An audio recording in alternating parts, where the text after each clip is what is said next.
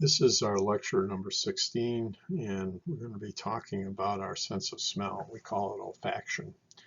And in particular, what we're going to be doing is we're going to be focusing in on a very active area of research that has to do with what are called pheromones, which are species-specific chemical substances that we detect by way of our sense of smell that apparently have very potent effects upon both our reproductive behavior and our reproductive physiology. So let's this assessment by saying that this is really a forgotten sense. Many believe that prior to this work that came out in the area of pheromones, that the sense of smell really wasn't very important.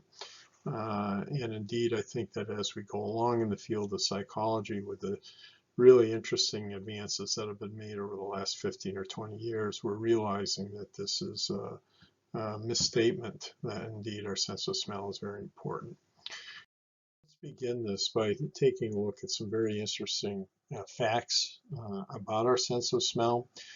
First of all, one of the things that we know is that there are many mammalian species like dogs, for example, that use their sense of smell all the time, that they can use it in order to follow a chemical trail, for example. That's one reason why we use animals, dogs, for example, in order to try to detect contraband in airports.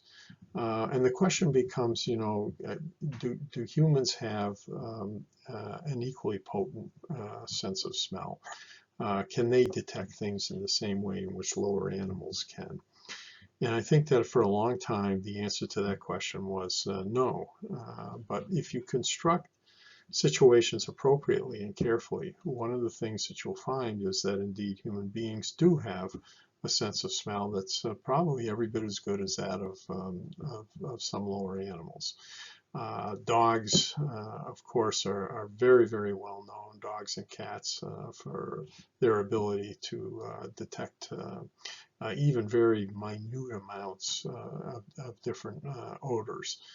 But let's take a look at some interesting experiments which would indicate that human beings are probably capable of this as well.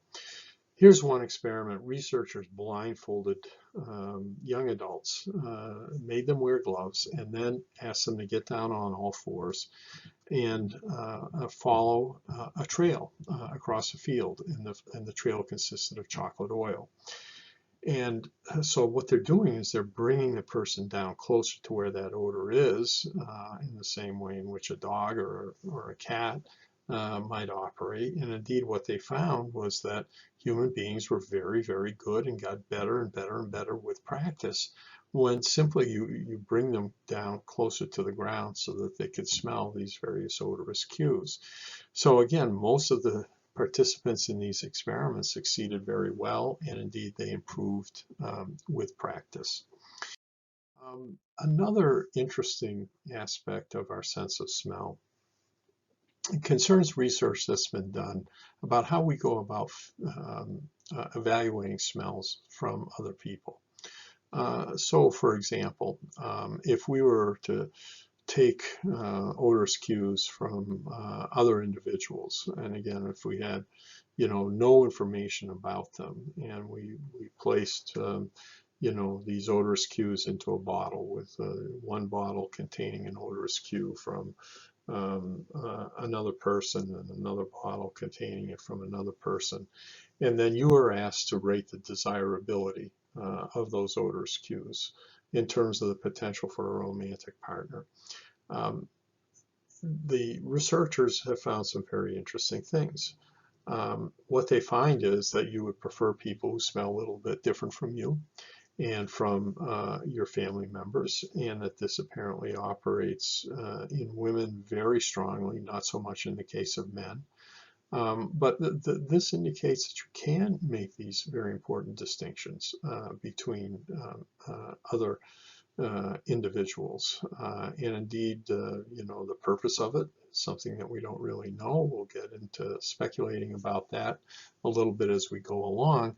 But this is, a very interesting aspect of olfaction. take a look at these findings a little bit more carefully. And, you know, one thing that we know is that avoiding a mate who smells like your brother or sister is going to reduce the chances of inbreeding. So indeed, it's serving a very adaptive purpose for you to be avoiding the smells of individuals that are similar to you. Again, this is something that's very adaptive because inbreeding can have very disastrous consequences. Obviously, mating between brothers and sisters and even cousins, for example, this is something to be avoided.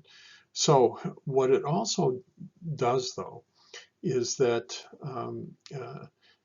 the likelihood that you tend to mate with people who are different from you in terms of their smells increases the probability that your children are going to have a variety of different immunities. And chemical substances from your immune system contribute to your body odor. So again, this is another very adaptive reason why you should prefer the odors of individuals that are different from you as opposed to ones that are the same as you. So again, our sense of smell may be playing a very important role that heretofore really has not been recognized as being so important. The olfactory system, again, our forgotten sense.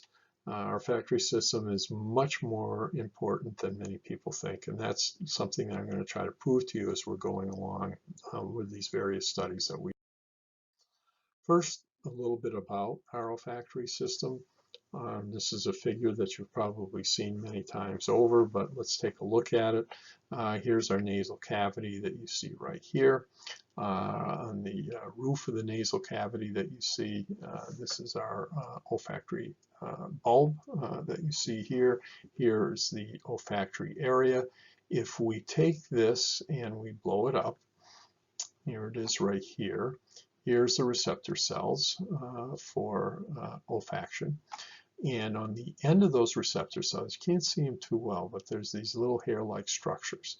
And those hair-like structures contain the receptors for substances that when they become gaseous, when they become volatile, can occupy those receptors on those little hair-like structures and cause them to begin to vibrate. This in turn causes a neural reaction. Action potentials here in the case of our olfactory bulb, and that information ultimately is going to be transmitted to parts of the amygdala and the thalamus here in the old brain and the hypothalamus, as well as in the orbitofrontal cortical area of the brain, which is right here. Now, one part of this anatomy that you're probably not so familiar with is this area right here.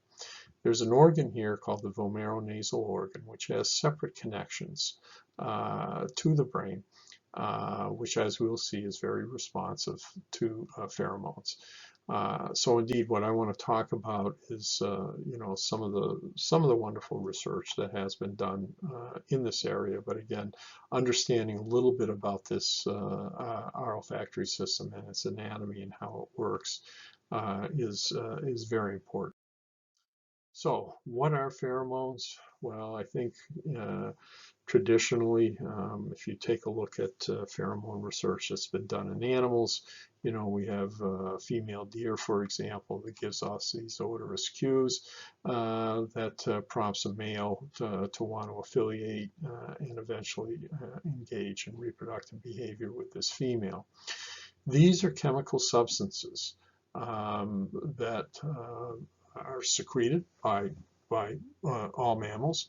When they become gaseous, that is volatile, they're detected by other species members, and they can signal a lot of different things. Certainly in the case of deer, it's the signaling of the female being receptive. So it can signal that, it can signal danger, it can also signal territorial boundaries, it can signal a whole host of different cues. It has enormous meaning to mammals, both males and females. So let's take a look at some examples of pheromones in lower animals. Certainly sex-attracting pheromones in the breath of male pigs, something that is referred to as androstenol. That's the substance that's in the breath of the male pig. When a female is in heat and she smells that, then she becomes very, very attracted to a male and will want to mate with that male. So this is something that's been known for a long time, especially in the case of the gypsy moth. Female gypsy moths give off an odorous cue when they are ready to mate, and it is something that can be detected over great distances by a male gypsy moth.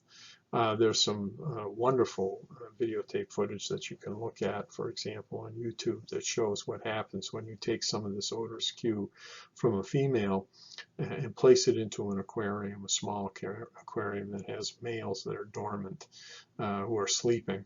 And what it does is it provokes this incredibly high level of activity on the part of males. So we've known about sex attractants in gypsy moths. Maternal pheromones in rats, when a female rat shortly after she gives birth will start to mark her territory and indeed with urine and with her feces. And this is the purpose of this is that if females, if her offspring begin to move around as they get older and get out of the nest, they can always find their way back by following this chemical trail that the mother has left. This is called the maternal pheromone. We also have what's called the estrus synchrony pheromone. If you were to take female mice, for example, that had not been in contact with one another at all in the past, take 3 of them, place them into a cage with one another, they would all be at different stages of their ovulatory cycle. We call this the estrus cycle in female mice. But after they have been housed together for a period of time, several weeks, they would all be cycling the same. And this is as a consequence of cues that are given off in the urine of these mice, where they start to adopt the cycle of one of the females in the group, and indeed they now, after a several week period of time, start to cycle together, where they're all going through ovulation at the same time. And again, this is called the estrus synchrony pheromone. We also have what is called the puberty acceleration pheromone in mice. This is a very interesting pheromone that is present in the urine of male mice. If you were to take some of that urine and place it in the cage of a young female, that young female would start to go through her first ovulation sooner than would a female that was not exposed to that urinary cue. And you know how all this is occurring. It's occurring by way of activating various changes in terms of hormones in that female once she detects that odor that is coming from a male. So indeed, this is called the puberty acceleration pheromone. And there's some very interesting studies that have been done in Scandinavia, for example, which show that females, the frequency of contact with males, if it's a female that has a lot of contact with males, and again, short of sexual activity, this contact indeed can advance her first ovulation, more so than a female that does not have the same frequency of contacts.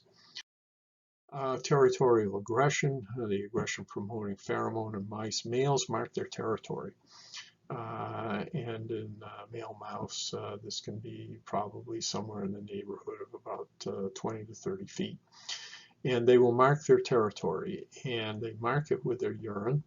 And it's a signal to strange males, to intruding males, that they better not come into their territory, or they risk being attacked by that resident male.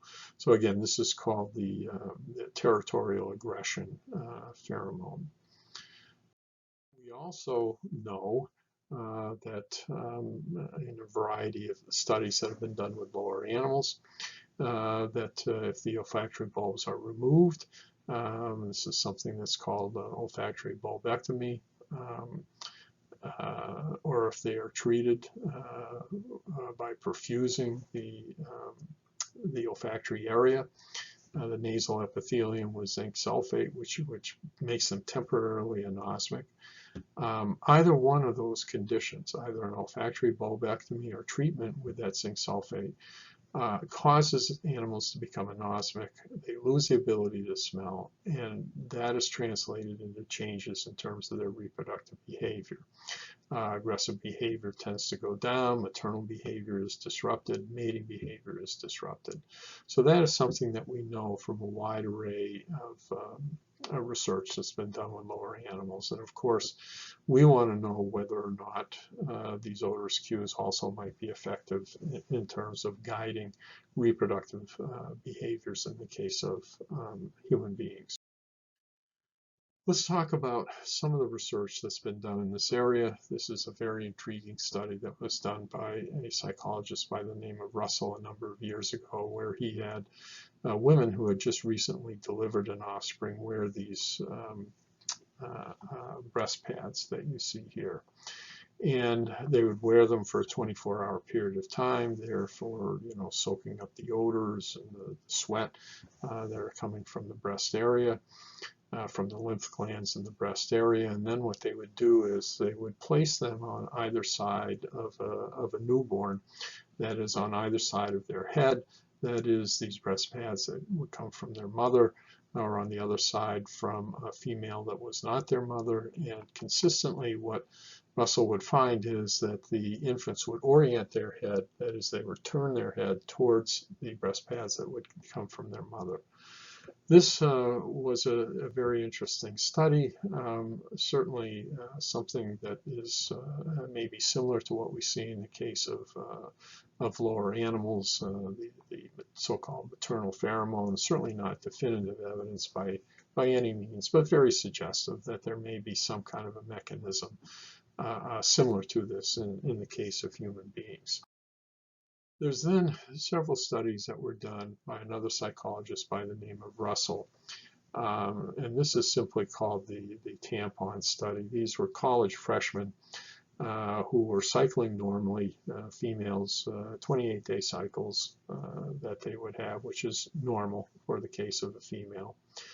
And what they would do is they would have these women wear these tampons and for a 24-hour period of time, and then they would collect them.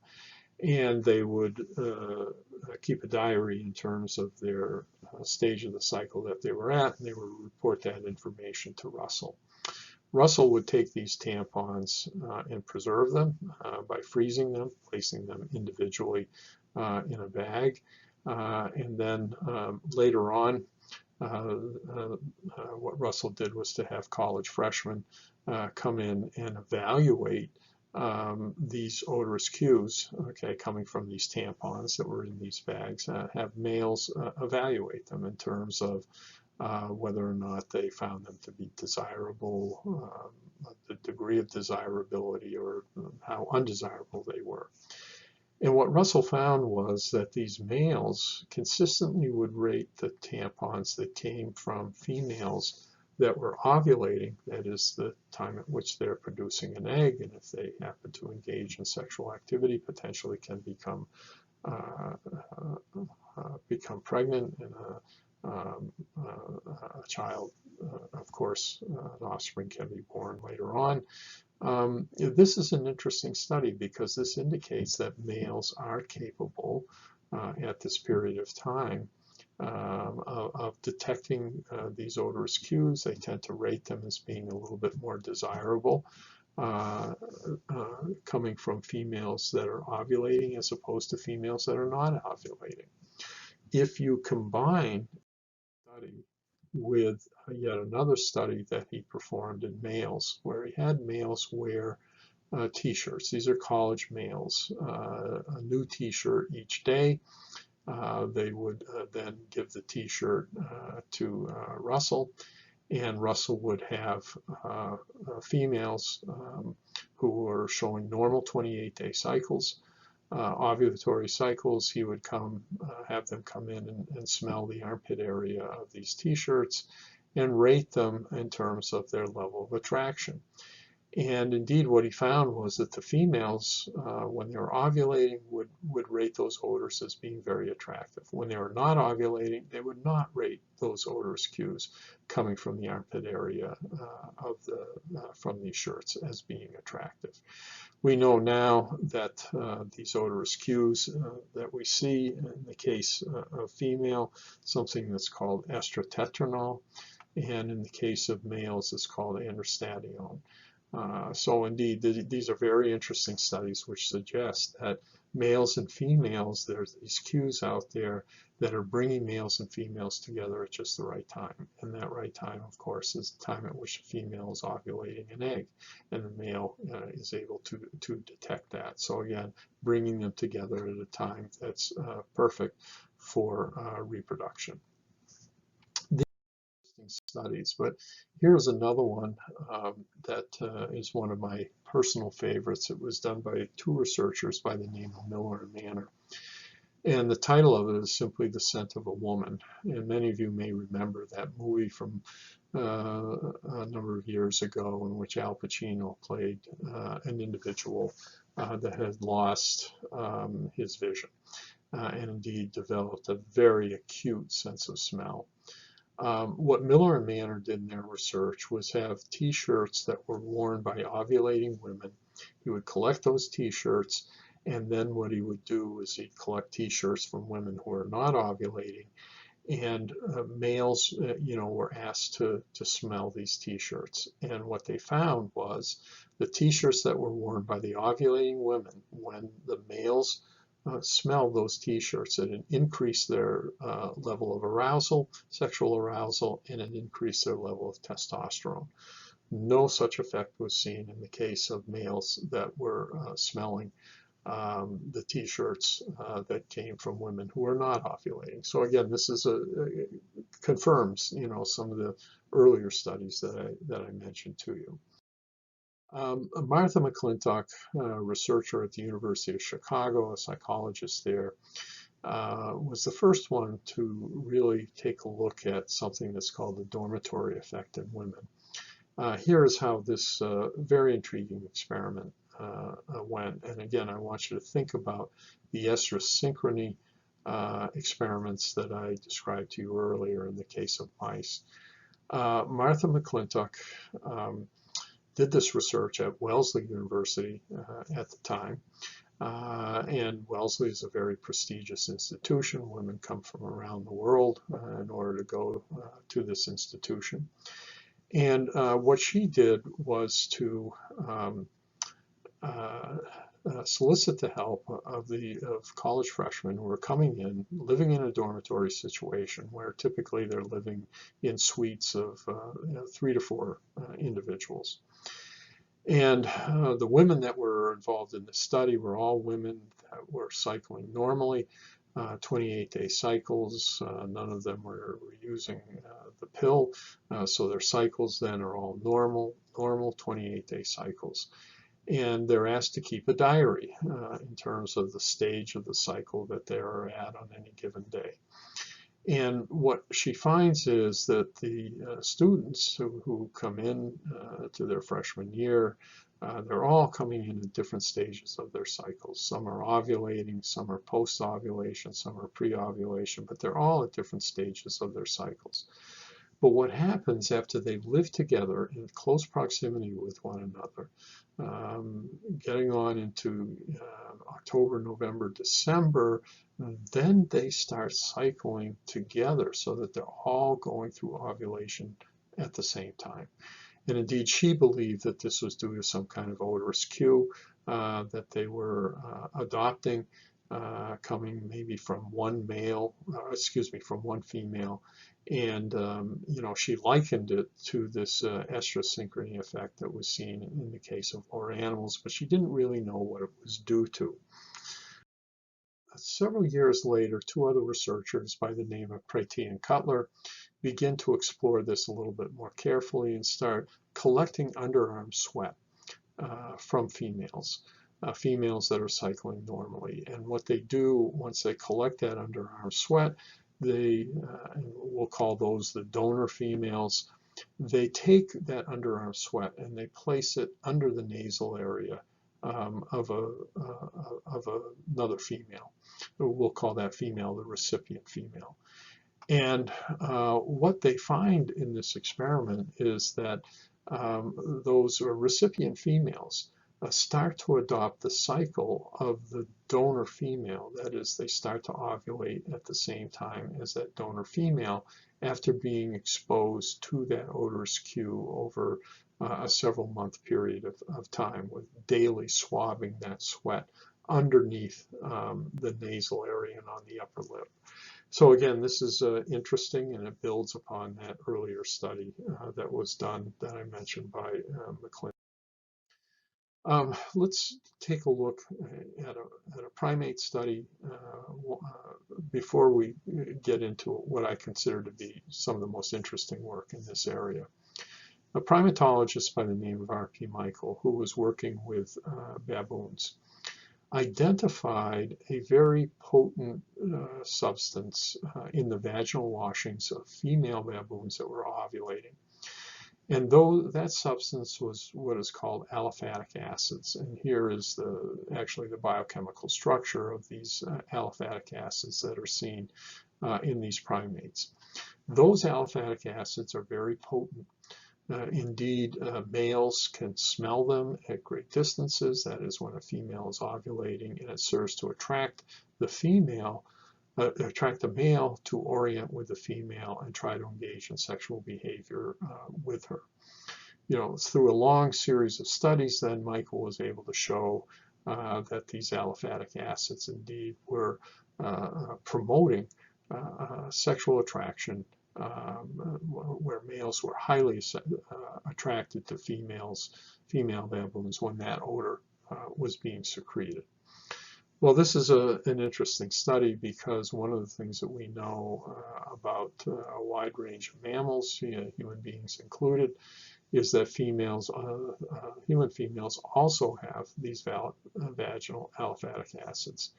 To date, there has been no studies that I'm aware of in which they've explored the extent to which those odorous cues can alter sexual attraction in the part of males, and probably a good deal of it is related to ethical concerns about studies of this nature being done. But indeed, it's very interesting that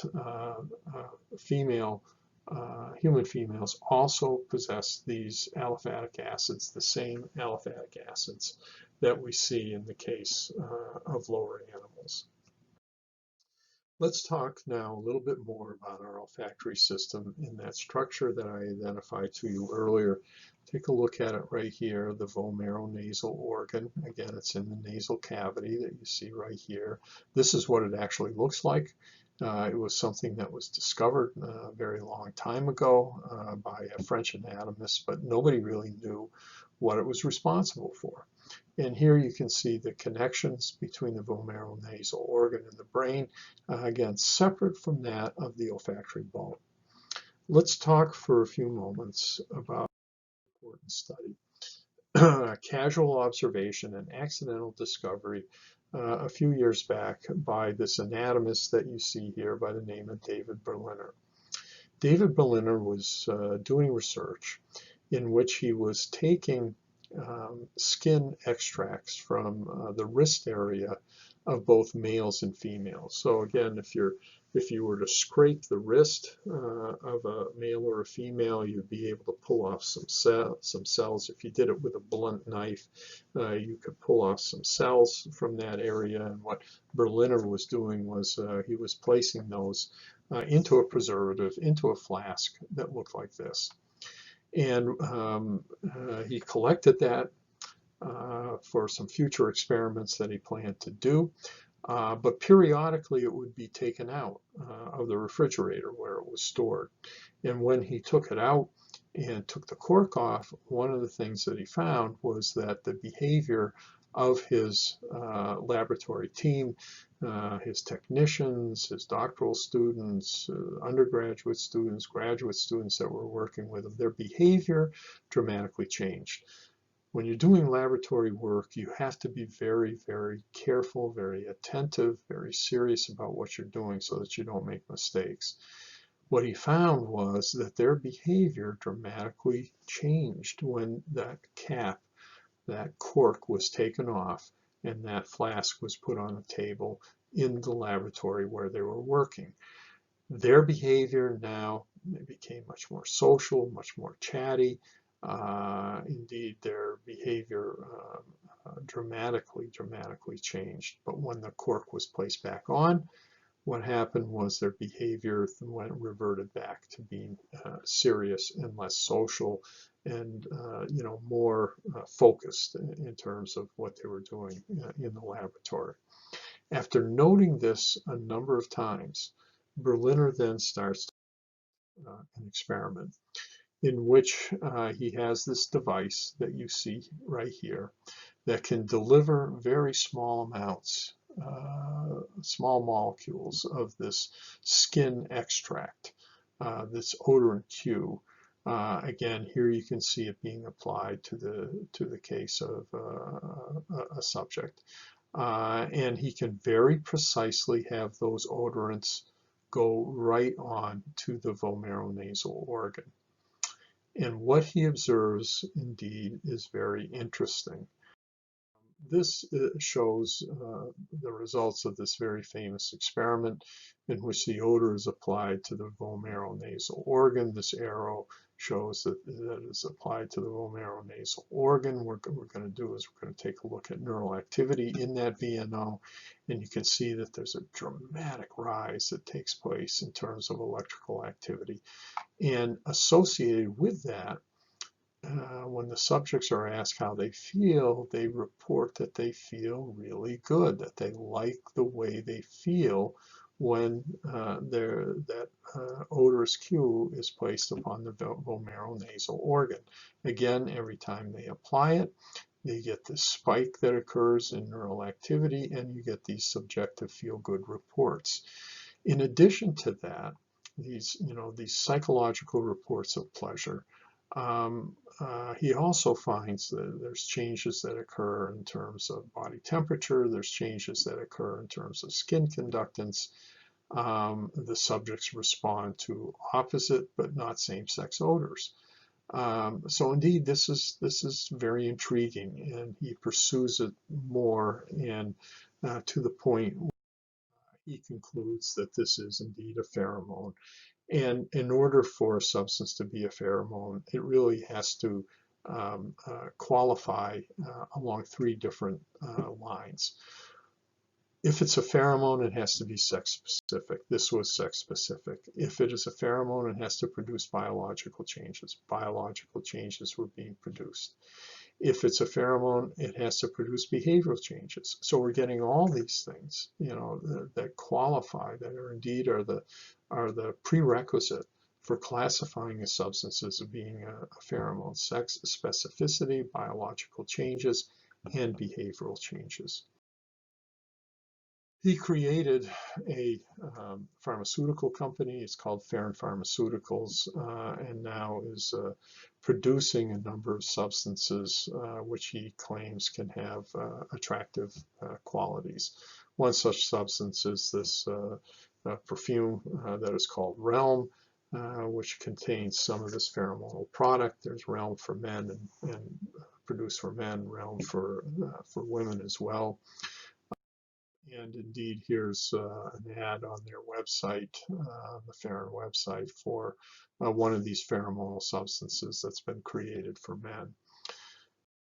Way in which they've gone about studying this and developing pheromonal products is very interesting.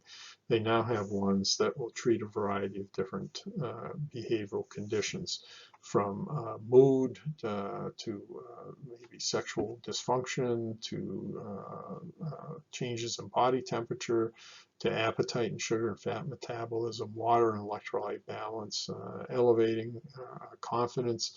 And again, it comes in these little bottles that one can use to press them, and direct them towards the vomeronasal organ, and it apparently from much of the work that they're doing is producing changes in terms of behavior.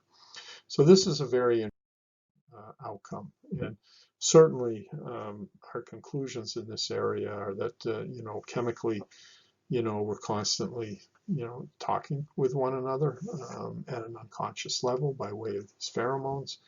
They may operate to change our physiology, change our behavior. Attraction in human beings certainly may include a very significant pheromonal component. To say that we have provided the same level of confidence in this as we do in the case of lower animals is simply not the case. But one of the things that we know is that, as we do more and more research in humans, it tends to follow what we know in lower animals. So I'm confident that this emerging area is one in which we will be identifying more and more pheromones that are involved in altering reproductive physiology and reproductive behavior.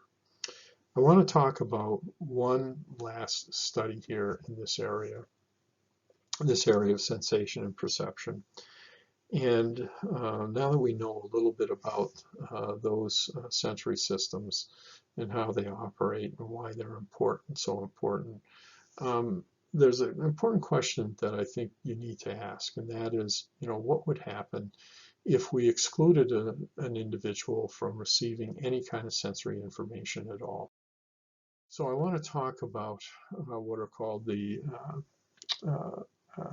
sensory deprivation experiments that were done up at McGill University some years ago. And what they did was to deprive individuals of sensory information for a prolonged period of time. Again, ask the question, what happens in terms of behavior? Studies that were very intriguing. These McGill sensory deprivation experiments conducted by Heron.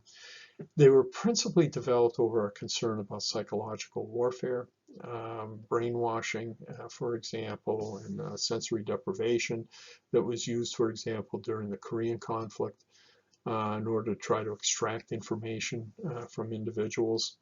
We wanted to know more about this, and in Canada in particular, in this laboratory, they received substantial funding from the Canadian government in order to examine this question. So what they did was they solicited the help of volunteers. These were students at McGill University who would lay motionless on cots in these sensory deprivation chambers like what you see here. This was a 6 by 12 by 5 foot chamber. They had goggles that were placed over their eyes, and their arms and legs were put in these large mailing tubes. And they were played this boring propaganda over every 20 minutes for a 5-minute period of time, almost around the clock.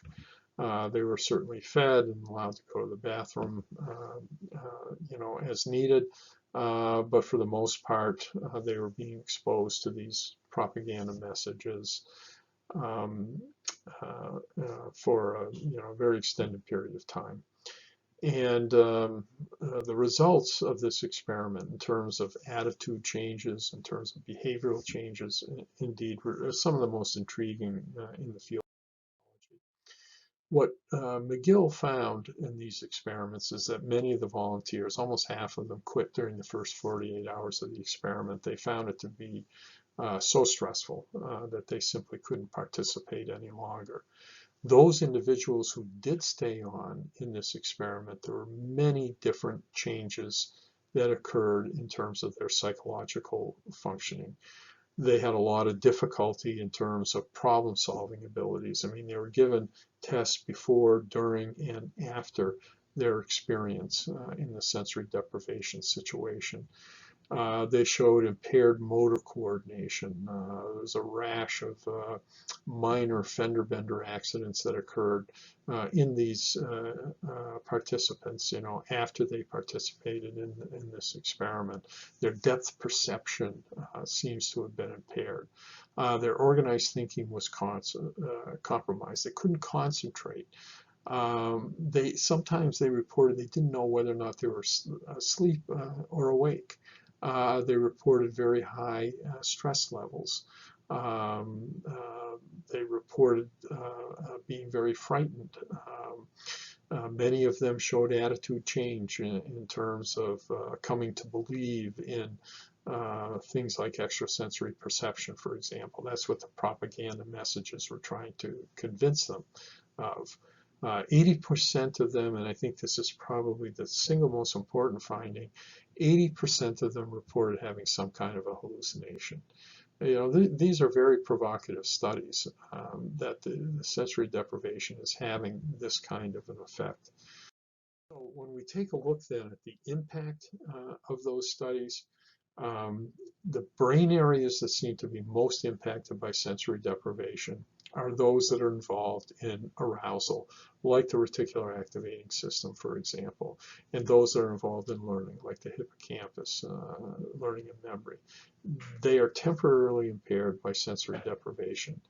This has also led to techniques that were used in the very controversial enhanced interrogation techniques that were used at Guantanamo Bay during the Bush regime. These things are now outlawed by Amnesty International and human rights organizations.